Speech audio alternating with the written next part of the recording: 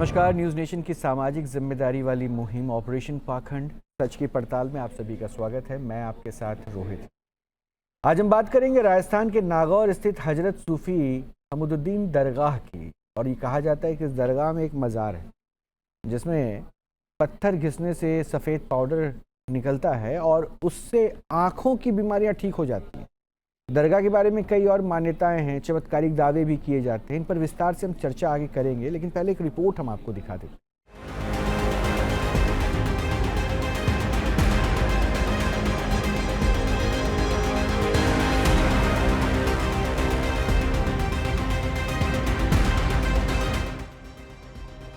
तस्वीरें गवाह हैं कि इबादत की जगहों पर किस तरह अंधविश्वास और पाखंड का जाल फैलाया जा रहा है।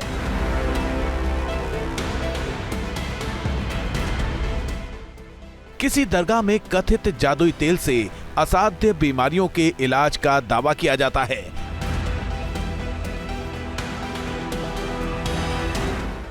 किसी दरगाह में कथित दिव्य जल से हर तरह की बीमारियों को छू मंतर करने का दावा किया जाता है।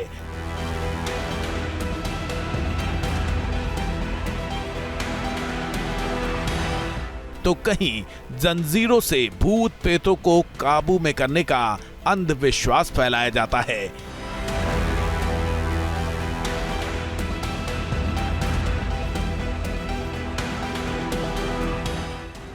किसी दरगाह में तो भूतों की अदालत तक लगाने का दावा होता है।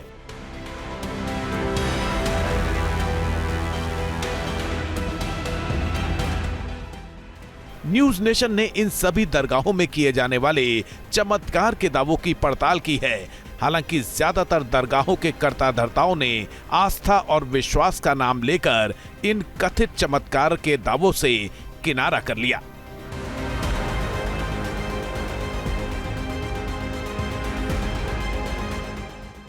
आज बारी है राजस्थान के नागौर की हजरत सूफी हमीदुद्दीन दरगाह की, जहां हर तरह की बीमारियों के इलाज के दावे किए जाते हैं।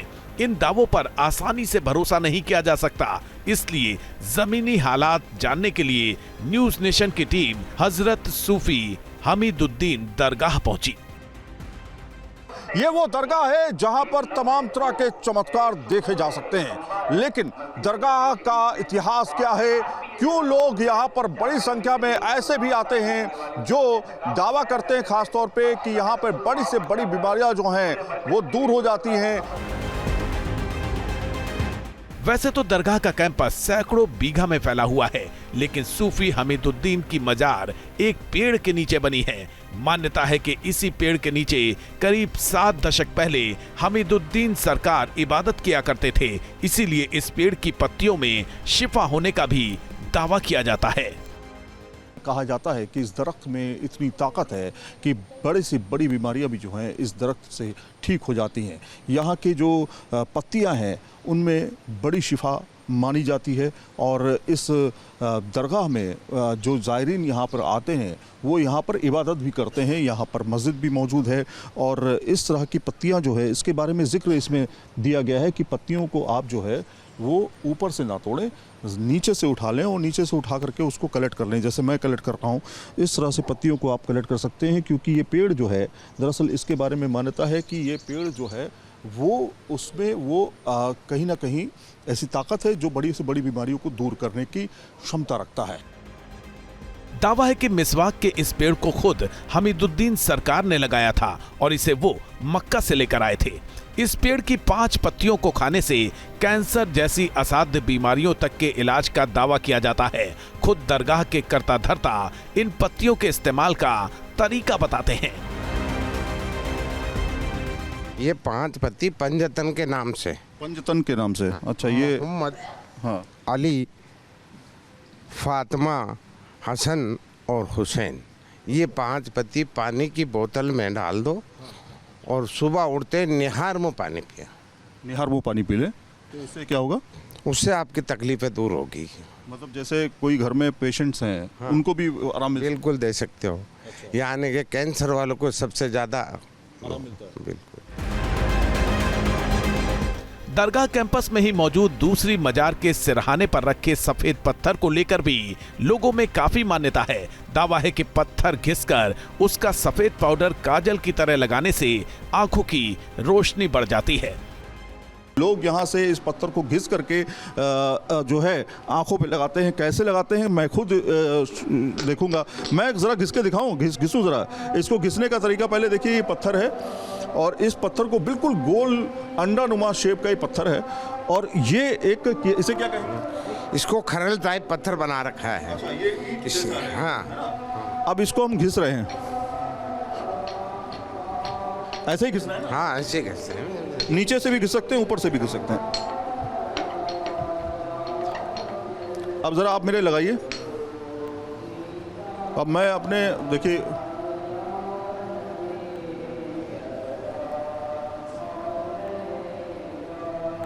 इससे क्या होगा?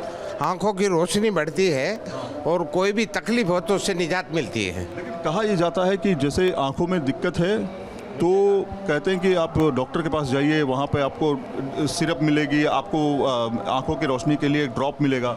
वो भी मिलती है, लेकिन यहाँ निस्बत मिलती है। आपको अगर दिल में यकीन है कि मेरे इन बाबा की वजह से आंखें सही हो जाएगी तो आप सुरमा लगाइए। हम तो ये कहते हैं, मेरे खुद की आंखें मैंने जोधपुर में भी दिखाया है, नागौर में भी दिखाया, नहीं फर्क पड़ा। मेरे तो इन सुरमे से फर्क पड़ा है। हर दिन सैकड़ों लोग इस दरगाह पर पहुंचते हैं और इस भरोसे के साथ पत्थर घिसकर सफेद पाउडर आंखों में लगाते हैं कि उनकी आंखों की रोशनी बढ़ जाएगी। आंखों में क्या होता है? आंखों में रोशनी वगैरह कोई तकलीफ वगैरह दूर हो जाती है। दूर हो जाती है? हाँ जी जी, बेशक। आप बताइए, आंखों में आपने क्या लगाया? ये सुरमा लगाया, सुरमा, सफ़ेद सुरमा लगाया? सफेद सुरमा लगाया। काला सुरमा तो देखा है, सफ़ेद सुरमा अलग है। ये रोशनी मिलती है इससे। रोशनी मिलती है। आपको भी आंखों की रोशनी की दिक्कत है? हाँ, इनकी वसीला से अल्लाह की ऐसे सब सही हो जाते हैं। दरगाह कैंपस में 24 घंटे एक तेल का चिराग भी जलता रहता है। इस चिराग के तेल के भी चमत्कारी होने का दावा किया जाता है। यहाँ पे आप देखिए, दरगाह शरीफ के अंदर ये लौ जो है हमेशा जलती रहती है। यहाँ पर जो लोग आते हैं वो तेल लेकर के आते हैं और इसको जलाते हैं। ये लौ हमेशा जलती रहती है इसी तरीके से, और इसका तेल जो होता है वो भी उसमें भी शिफा है। तो केवल कोई हाथ वगैरह। इसका क्या काम है, थोड़ा सा यहाँ पे आके बताइए।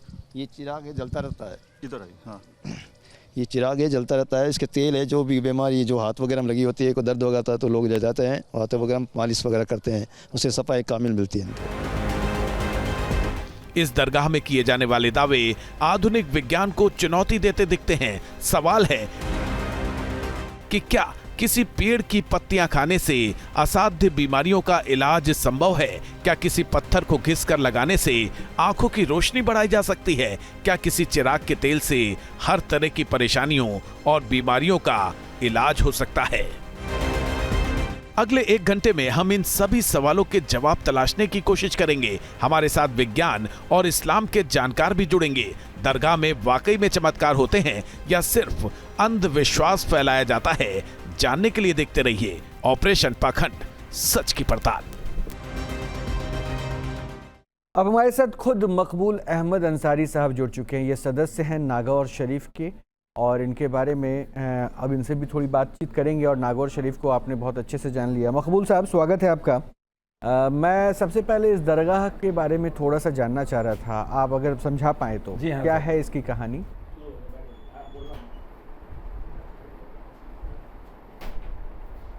देखिए, दरगाह हजरत सूफी हमीदुद्दीन नागौरी रहमतुल्लाह अलैह जो हिंदुस्तान की दूसरा नंबर की दरगाह है। पहला नंबर पर हजरत ख्वाजा मोइनुद्दीन चिश्ती अजमेर शरीफ में है। उसके बाद अगर कहा जाए तो दूसरा नंबर की जो दरगाह है नागौर हजरत सूफी हमीदुद्दीन नागौरी रहमतुल्लाह अलैह की है। आप हजरत ख्वाजा मोइनुद्दीन चिश्ती के खलीफा सानी थे, आप दूसरा नंबर के खलीफा थे और आप सबसे ज़्यादा लाडले और चई थे ख्वाजा साहब के खलीफा थे। अच्छा, आप जब ख्वाजा साहब ने जब आपको खिलाफत दी, उसके बाद इनको अलग अलग एरिया में बांट दिया गया था। जब इनको दिल्ली भेजा गया था हजरत सूफी हमीदुद्दीन नागौरी रहमतुल्लाह अलैह को, और हजरत बख्तियार काकी रहमतुल्लाह अलैह को यहाँ पर नागौर भेजा गया था, तो आपने दिल्ली के अंदर शोर उल्लाह को देखते हुए आपने आपके पीरे मुर्शिद से इल्तिजा की, गुजारिश की कि हजरत अगर आपकी इजाज़त हो तो मेरे को ऐसी जगह भेज दिया जाए जहाँ पर शोर उल्लाह ना हो, ताकि मेरी इबादत में कोई तरह की खलल न पहुंचे। और हजरत बख्तियार काकी रहमतुल्लाह अलैह जो थे, उनके दिमाग में ये थी कि अगर मेरे को कोई ऐसी जगह, बड़ी जगह भेज दिया जाए जहाँ पर मेरा मन लगे, और ये सुन्नी जगह, सुनसान जगह पे मेरा मन नहीं लग रहा, तो उनकी भी ये इल्तिजा थी, तो दोनों को ट्रांसफ़र कर दिया गया। अच्छा। कुतुबुद्दीन बख्तियार काकी रहमतुल्लाह अलैह जो थे, उनको दिल्ली भेज दिया गया और आपको नागौर भेज दिया गया। और नागौर में आपको आने के बाद बड़ा सुकून मिला। आपको लगा कि ऐसी जगह पर मैं आ चुका हूँ जहाँ पर सुकून ही सुकून है। एकदम सुनसान सी जगह थी और आपको इबादत करने में किसी तरह की परेशानी नहीं थी। तो आप बड़े ही इत्मीनान के साथ एक दरख्त के साये के नीचे बैठकर आप अपनी इबादत किया करते थे। उस दौरान आपके पास कई लोग आते थे और कई अपनी अपनी बातें लेकर आते थे, अपनी अपनी मुरादें लेकर आते थे, उनके हक में आप दुआ भी किया करते थे। तो इस तरीके से कई आपके सामने वाक़े भी पेश आए। तो यहाँ के उस ज़माने में बादशाहों का ज़माना था। यहाँ पर एक बादशाह तुगलक ने आपका एक गेट बनाया हुआ है जिसको बुलंद दरवाज़ा के नाम से जाना जाता है। बहुत ही शानदार, बहुत ही खूबसूरत, ऐतिहासिक एक दरवाज़ा, बुलंद दरवाज़ा बनाया हुआ है। वो भी देखने के लायक है, काबिल तारीफ़ है। जब आप इबादत किया करते थे तो आपके पास कुछ बादशाहों के लोग आए, उन्होंने आकर आपके हाजिरी में कई चीज़ें पेश करनी चाहिए, लेकिन आपने उनको स्वीकार नहीं किया, आपने उसको पसंद नहीं किया कि मैं एक फ़कीर हूँ और फ़कीरों को कोई बादशाह की दौलत या किसी दुनिया की दौलत की ज़रूरत नहीं होती। मैं अपने हाल में मस्त हूँ, बस मेरे को 2 वक्त का खाना मिल जाता है, उसी में मस्त हूँ। मैं मेरे रब की, मेरे अल्लाह की इबादत में मशगूल रहता हूँ। तो इसलिए उन्होंने ऐसी कोई चीज़ स्वीकार नहीं की। उसके बावजूद भी एक बादशाह ने आपको 642 बीघा ज़मीन आपके हक में पेश कर दी। उस ज़मीन के अंदर ही आपकी दरगाह बनी हुई है। चलिए, बहुत अच्छी दरगाह में पूरी कहानी समझ लिया मैंने। जिस पेड़ के नीचे बैठकर आप इबादत किया करते थे। हाँ, पूरी कहानी समझ ली मैंने। अब मैं कुछ छोटे छोटे प्रश्न पूछूंगा ताकि उसको हमारे लोग भी समझ पाएं। पहली चीज़ तो मैं जिस पेड़ का जिक्र आप कर रहे हैं कि जिसके नीचे वो दुआ करते थे, जी, वो पेड़ अब भी मौजूद है एज इट इज़? वो जो वीडियो में दिख रहा है और उसको भी लोग जाके पूछते हैं, उसके पास भी लोग मन्नत मांगते हैं। बिल्कुल सर, अभी भी मौजूद है। हाँ, इस पेड़ के दुआ मांगने पर क्या हो जाता है? जी हाँ, वो क्या पेड़ है, अभी भी मौजूद है। क्या इसके बारे में कहा जाता है? वो पेड़, सुनिए, वो जी हाँ, वो पेड़ आज भी मौजूद है। आपका मजार उसी पेड़ के नीचे है। आपके मजार पर कोई गुम्बज नहीं है, आपके लिए वही साया है। उस पेड़ की खासियत ये है कि हमारे अल्लाह के रसूल हजरत मोहम्मद सल्लल्लाहु अलैहि वसल्लम ने एक सुन्नत अदा की थी, और वो सुन्नत थी कि अपने दांतों को मिसवाक से साफ कीजिए। जो आज के ज़माने में बुरस वगैरह चल गए, पहले ज़माने में ये बुरस नहीं थे। पहले मिसवाक की जाती थी जिससे दांतों के अंदर फंसी हुई कोई गंदी या कोई खाना फंसा हुआ वो निकल जाए, ताकि उसकी बदबू से मुंह से बदबू ना आए। तो वो जो मिसवाक होती थी वो जाल का पेड़ की होती थी। वही पेड़ आपके आज भी मौजूद है। अच्छा। और उसकी पत्तियां की खूबी यह है कि लोग अकीदत लेकर आते हैं और जैसी बीमारी उनकी होती है वो वहां पर उनके दरबार में आकर दुआ करते हैं। दुआ करके और उन पत्तियों को तोड़ के अपने घर ले जाते हैं और एक एक पत्ती करके उसको पानी से खाते हैं, तो उससे उनको शिफा मिल जाती है। बीमारी आपने कही, तो कोई खास बीमारी या कोई भी बीमारी ठीक हो जाती है पत्तियों को खाने से? कोई भी बीमारी साहब, कई ऐसी औरतें आती है जिनके बच्चे नहीं होते। अच्छा। वो लोग आती हैं, माशाअल्लाह अल्लाह ताला उनको साहिब औलाद बना देता है, और उनकी दुआ से उनके कईयों के ऐसे हुआ कि बच्चे भी हुए हैं। तो मतलब वो दरगाह पे आके जो उनकी मज़ार है, मज़ार पे जाकर दुआ करते हैं। जो यहाँ पे लोग आते हैं मज़ार पे ही दुआ करते हैं ना, हिंदू मुस्लिम सब आते होंगे, सारे वहाँ दुआ करते हैं मज़ार पे। जी हाँ, बिल्कुल साहब, बहुत ही सादगी का मज़ार है ये, और सुकून मिलता है यहाँ पर। अच्छा, मैंने मतलब इसलिए स्पष्ट पूछा कि मज़ार पे आके मज़ार पे दुआ करते हैं, अपनी जो अरमान रहती है, मन्नत रहती है, वो वहाँ पर उनको बताते हैं और उस पेड़ के पत्तियों को लेके वो जाते हैं ताकि अगर कोई परेशानी है तो वो ख़त्म हो जाए। और अब दूसरा सवाल मेरा एक और है, एक प्रश्न मेरा और है। वो मैंने एक वीडियो और देखा जिसमें पत्थर को कुछ लोग घिस रहे हैं और उसको उठाकर सूरमे की तरह, वो काजल की तरह लगा रहे हैं। वो क्या कर रहे हैं? जी, जी जी, वो क्या है कि हमारे यहाँ पर एक दरगाह है, उनका नाम है नासर नौल बाबा। तो उनकी दरगाह के जो मजार है ना, मजार के सिरात के साइड यानी सर की तरफ एक छोटी सी ऊखली टाइप की एक पत्थर रखा हुआ है जिसमें एक मूसली है। उसको घसते हैं, घस के उसको आंखों पे लगाकर और दुआ की जाए कि ए बाबा, अगर मेरी आंखों में कोई भी परेशानी है, वो परेशानी अगर दूर हो जाती है तो मैं चांदी की आंखें आपके दरबार में पेश करूंगा। अच्छा। तो लोग ऐसी मन्नतें मांगते हैं। कई लोगों का करिश्मा हुआ है कि उनकी आंखों में रोशनी आ गई या उनकी आंखों में कोई तकलीफें थी, वो ठीक हो गई। अरे वाह। तो ये नागौर शरीफ दरगाह से अलग है या उसी कैंपस में, उसी कंपाउंड में है?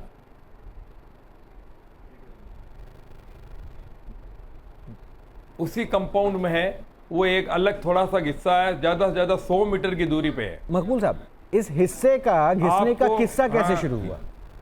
ये किस्सा ऐसे हुआ कि आप सूफी हमीदुद्दीन नागौर रहमतुल्लाह अलैह के खादिम रहे और आपने उनकी खिदमत की, तो उन लोगों ने बख्शिश के अंदर उनको ये एक चीज दी कि आपके दरबार में जो भी कोई मन्नत लेकर आए तो उनकी मन्नतें जहां तक हो सके जायज हो, वो तमन्ना पूरी करें। तो उसमें सबसे पहले जो बंदा आया था वो उसकी अपनी आंखों की हिसाब से आया था। उसने अपनी आंखों की रोशनी के लिए आकर और उनसे मन्नत मांगी थी और उसकी आंखों में रोशनी आ गई। तब से लोगों ने उसको एक मुख्य आधार बना लिया कि भाई ये हमारे बाबा जो हैं आंखों की रोशनी के हैं, तो वहाँ पर आते रहते हैं लोग, अपनी फैज पाते हैं। लेकिन इसमें तो आपने भी कहीं जिक्र नहीं किया कि पत्थर घिसना पड़ता था।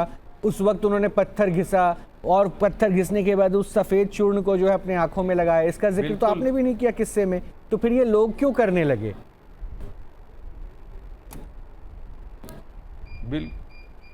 नहीं नहीं साहब, किस्से में कैसे जिक्र नहीं किया? इसका तो जिक्र है कि आपने एक जो आपके सिराते जो पत्थर है ना, उस पत्थर के पास एक छोटी सी मूसली भी रखी हुई है। उसको पकड़ के घसने से उसका जो पाउडर होता है उसके आंखों के अंदर नहीं बल्कि आंखों के बाहरी पलकों पर भी लगा लें तब भी वो मतलब मान्य है। फिर आंखों के डॉक्टर्स का क्या होगा सर? मकबूल साहब, उनके तो सारे क्लिनिक बंद हो जाएंगे। बताइए, आंखों का ऐसा चमत्कारी इलाज आप बता रहे हैं। देखिए, अकीदा है ये। एक जमाने में आज से जी जी देखिए, आज के 150 साल पहले 100 साल 150 साल पहले कोई डॉक्टर नहीं था। ये जो कुछ थी, ये जो कुछ थे, ये करिश्मे ही थे। नहीं नहीं नहीं, नहीं और उस जमाने के अंदर आपको मालूम हो, नहीं मुझे उस मालूम है, जमाने तभी में मैं कह रहा हूँ ये बात। इलाज किया करते थे जड़ी हाँ, बूटियों से। बिल्कुल। तो वो उस वक्त वैद्य कहलाते थे और वैद्यों के जी। पास भी इसकी जानकारी जी, होती जी। थी। अब देखिए, और वो जो टोटके आज भी अगर आयुर्वेद चल रहा है तो उन सारी जी। चीज़ों को लेकर ही चल रहा है। और चरक संहिता, इन सब के बारे में तो खैर चलिए अभी बात नहीं करेंगे, लेकिन इन जी। सब का एक पुरातन इतिहास रहा है, परंपरा रही है, पढ़ाई हुई है। और ऐसा नहीं कि सब कुछ बस मिट्टी उठा के आंखों में डाल देने से रोशनी आ जाए, ऐसा नहीं कहीं भी लिखा हुआ है, ना ही ऐसा बताया गया। हाँ, कुछ तरीके जरूर बताए गए कि ऐसा कर सके। बहरहाल ये भी मेरा पहलू नहीं है। मकबूल साहब, अब जी सर। छोटा छोटा सा प्रश्न पूछ लेता हूँ एक दो, उसके बाद मैं कुछ लोगों से भी बात करवाऊंगा। जी जी। मकबूल साहब, वहाँ हाँ, खादिम तो कई सारे हैं, मुझे पता चला दरगाह हाँ, शरीफ के बिल्कुल, पास बिल्कुल। कई खादिम हैं जो दर्शन करने आते होंगे, वहाँ पे उनसे दुआ अच्छा। करने आते होंगे। जी तो वो फीस भी चार्ज करते हैं खादिम? जी नहीं नहीं सर, हमारे यहाँ पर ऐसा कोई सिस्टम नहीं है। इस दरगाह की एक बहुत बड़ी खूबी यही है कि आप कोई भी अगर बच्चा को भी भेज देते हो तो उसको डायरेक्ट दरगाह मजार के पास पहुंचने का अधिकार है। उसके बीच में कोई नहीं आता। मजार के पास में एक हमारा बंदा बैठा होता है। अगर आप कोई सिरनी वगैरह लाए हो तो उसके सामने रख देते हैं, वो है ना उस सिन्नी को क्या ना पढ़ के आपको वापस दे देता। और अगर आपने कोई गलेफ चढ़ाना, आप जो उसके ऊपर चादर चढ़ा रहे हो या फूल चढ़ा रहे हो, तो वो बंदा अपने हाथ से फूल चढ़वा देगा। लेकिन उसके लिए आपको चिरागी या कुछ उसकी मेहनत वगैरह नहीं मांगता हमारे यहाँ पर। नहीं अगर मांगता। आपको कुछ देना है दरगाह में तो वहां पर गल्ला लगा हुआ है दरगाह का, उसमें दे दो। या फिर आप चाहो तो वहां पर हमारे ऑफिस बनी हुई है, 1 नंबर ऑफिस, वहां पर जाकर आप दरगाह के लिए या मस्जिद के लिए रसीद कटवा सकते हो। लेकिन यहाँ पर कोई मेहनताना नहीं है। नहीं, मेहनताना नहीं है, ये तो और भी दरगाहों में कहा जाता है, लेकिन मैं खुद भी इसका अनुभव कर चुका हूँ। मेहनताना नहीं होता है, लेकिन जब आप चादर वादर चढ़ा कर आते हैं तो फिर उसके बाद कुछ अमाउंट दिया जाता है, वो रखते हैं वो क्योंकि उनको भी तो आफ्टर ऑल घर चलाना होता है ना भाई। वहाँ खादिम है, अगर वो खिदमत कर रहे हैं तो उनका घर परिवार भी तो है, तो कुछ ना कुछ तो लोग उन खादिम को देते ही होंगे।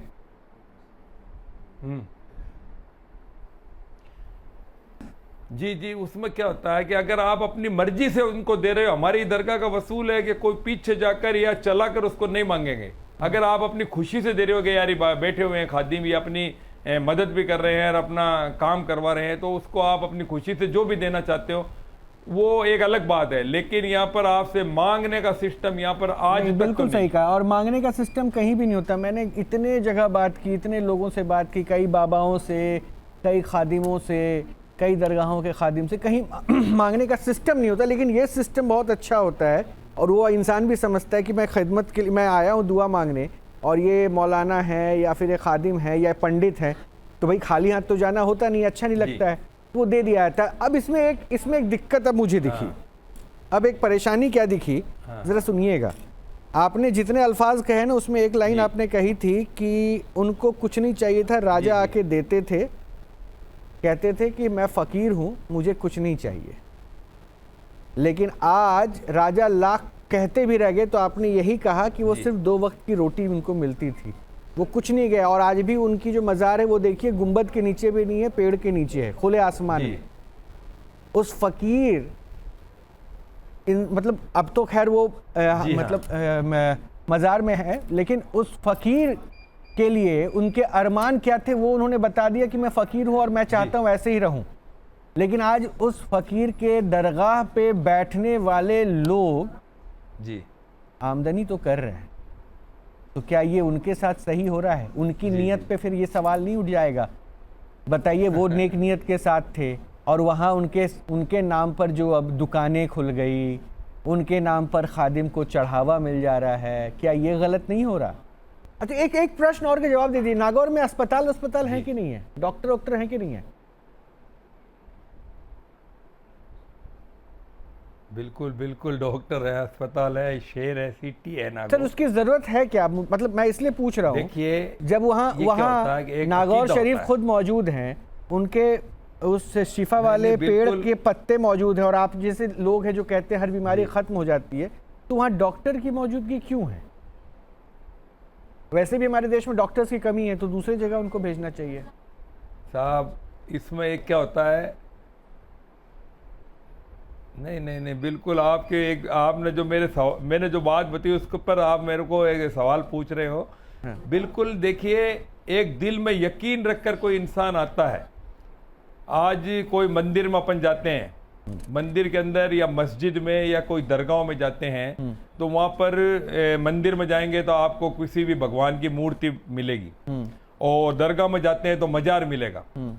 तो वो बाबा या मूर्ति वाले जो मूर्ति है वो या मजार के अंदर वाले बाबा खुद आकर तो इलाज करते नहीं है, लेकिन उसका क्या है कि जो एक श्रद्धांजलि जाते हैं, जो यकीन करने वाले जाते हैं, उनके मन में ये एक आरजू होती है कि मैं इस दरबार पर जाऊंगा तो मेरे को इससे फैज मिलेगा। तो वो जाकर दुआ करते हैं, मकबूल साहब, ए बाबा मेरे हक में दुआ कीजिए, मैं इस बीमारी से परेशान हूँ। मकबूल साहब, देखिए, मैं अब दुआ पे नहीं जाता हूँ, बुत परस्ती तो वैसे भी इस्लाम में मना है, तो और बुत परस्ती तो वैसे भी इस्लाम मना है। मैं कुछ पॉइंट्स बड़े क्लियर बता दूं। बुत परस्ती तो इस्लाम में मना है, और जहां तक मैंने समझा है, दरगाहों को या फिर इनको जाना है, दरगाह पे मज़ार पे आके मज़ार से दुआ नहीं मांगते, यानी जो शख्सियत वहाँ पे लेटे हैं उनसे दुआ नहीं मांगते हैं, उनके लिए दुआ मांगने की रवायत है। इस्लाम ये कहता है। अगर मैं गलत नहीं हूं तो मेरे साथ बैठे लोग हैं, वो मुझे सही कर देंगे।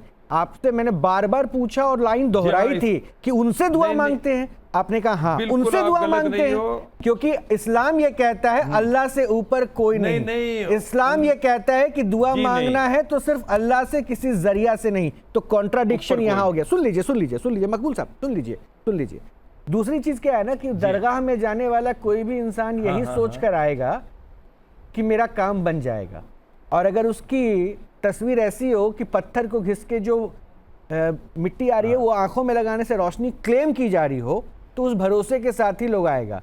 और आपने मैंने उस समय भी दोबारा पूछा, सारी बीमारियां? आपने कहा हाँ सारी बीमारियां। आप उस वक्त क्यों नहीं बोल पाए कि भावना है हो सकता है बीमारियों को दवाइयों के साथ अगर चलती रहे तो ये भी असर करके दुआ के और दवा मिलके काम कर देती, क्योंकि डॉक्टर भी बोलता है दुआ और दवा। आपने एकदम क्लेम किया बुलंदी से, बहुत ही प्रभाव के साथ, हाँ सारी बीमारियां, मैं बोला भी सारी बीमारियां, तभी मैंने बोला फिर डॉक्टर की जरूरत नहीं। हमारे देश में डॉक्टर्स की संख्या बहुत कम है, जी। वहां के डॉक्टर्स को हम देश के कहीं और भेज दें। बीमारी कोई सी हो, अरे बीमारी कोई सी भी हो, लेकिन फिर डॉक्टर की क्या जरूरत है?